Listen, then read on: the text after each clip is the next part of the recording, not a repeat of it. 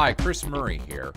I got a question in the forums a couple days ago about using a new tool in 3ds Max 2017 called SubObject Pick.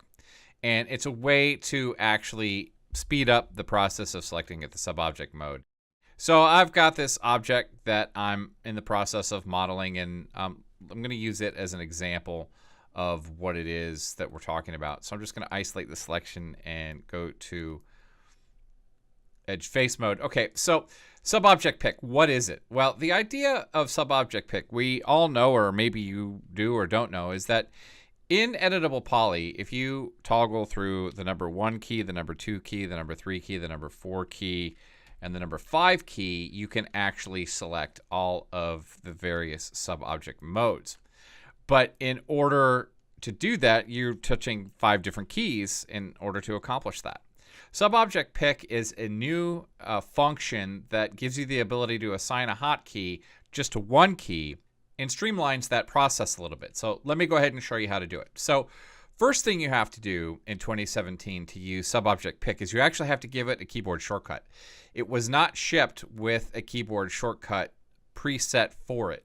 So you actually have to go in and fix that yourself. So you can go into keyboard, and in the group dropdown, you want to make sure that you do this in 2 places. You want to do this in editable poly, and you want to do it in edit poly. It only works in these 2 places. All right, so we'll go ahead and choose edit poly first. And if you scroll down here, you'll see subobject pick. And I actually had already set it. So I'll just remove it, and we're going to go ahead and set it to Q. And I'll assign it, and I'll go ahead and save it. And I actually could have done the other one first, but that's okay. So I'll just go up here, edit poly, scroll down here. You probably want to make sure that these are the same keyboard shortcuts, because that could be pretty frustrating if it's not. All right, so now they're set.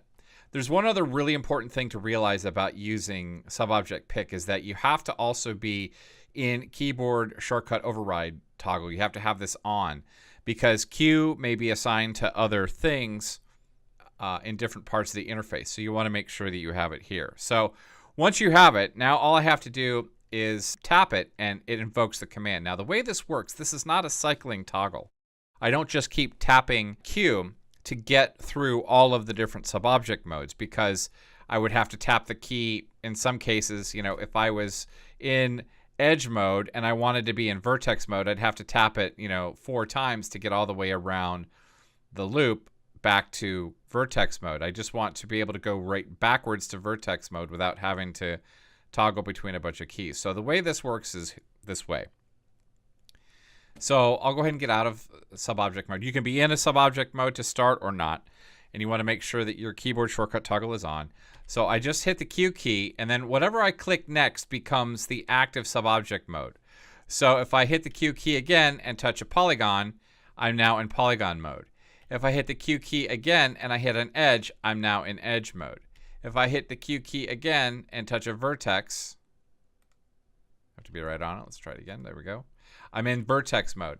So just by having one key, you can get to all of your subobject levels very quickly without having to cycle through a bunch of different numbers and find it. So you can keep your finger on one key and constantly go back and forth. And again, the advantage to this is that you don't have to cycle through all of the different subobject modes to essentially go backwards, right? So if you're in polygon mode and you want to go back to edge mode, all you have to do is hit the Q key and then click on an edge, and you're automatically back in that mode.